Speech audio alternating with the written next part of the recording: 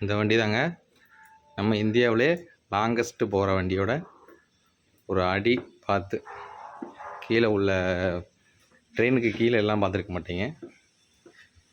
அதோட பார்ட்ஸ் தான் உங்களுக்கு காமிட்டுக்கிட்டு இருக்கேன்.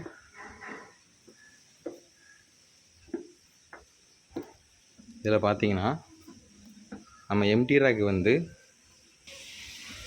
நமக்கு எம்டி ரேக் கிளம்பும்போது வண்டி மேலே எடுக்கணும். அப்போது பார்த்திங்கன்னா இதில் 2 பைப் இருக்கும். நமக்கு ஃபீடு பைப் ஒன்று, பிரேக் பைப் ஒன்று இருக்கும். நம்ம டம்மி பண்ணணும் அப்படின்னா இது ஃபீடு பைப்பு, அதுக்கு கீழே உள்ளது பார்த்திங்கன்னா பிரேக் பைப்பு. அதை நம்ம இப்படி ஓப்பனில் இருந்தால் அது ஓப்பனில் இருக்குன்னு அர்த்தம். இது க்ளோஸ்.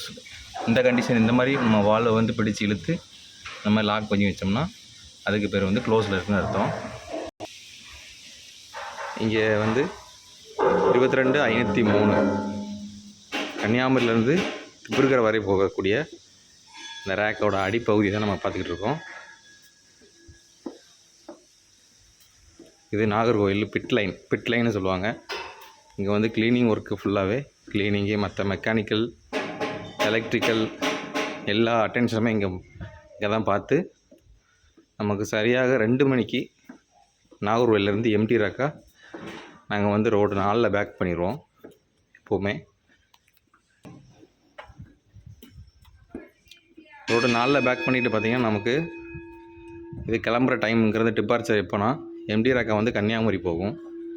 அந்த டைம் பார்த்திங்கன்னா 4 to 4:30 வரைக்கும் நமக்கு லோக்கோ ரெடி ஆகி இதில் அட்டாச் பண்ணி 4:30க்கு இங்கேருந்து டிபார்ச் ஆயிரும். எம்டி ரேக்காக தான் போகும்.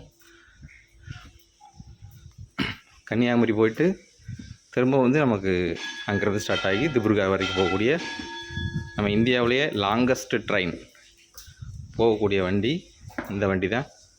Kanyakumari to Dibrugarh MT rake. அதோட அந்த பிட் லைனில் நிற்கிற நீங்கள் வண்டியை தான் அடிப்பகுதியை தான் நீங்கள் பார்த்துக்கிட்டு இருக்கீங்க. இப்போ பார்த்தீங்கன்னா லோக்கோ அட்டாச் ஆக போகுது. அதை தான் நம்ம பார்த்துக்கிட்டு இருக்கோம். இதுக்கு பேர் சண்டிங் லோக்கோன்னு சொல்லுவாங்க. அந்த லோக்கோ அட்டாச் பண்ணுற வீடியோ நம்ம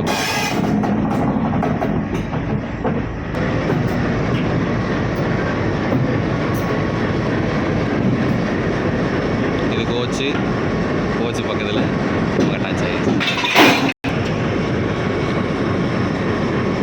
அட்டாச் பண்ணிவிட்டு அவங்க லைட்டாக மேலே இழுத்து பார்ப்பாங்க. இழுத்து பார்த்தாச்சு.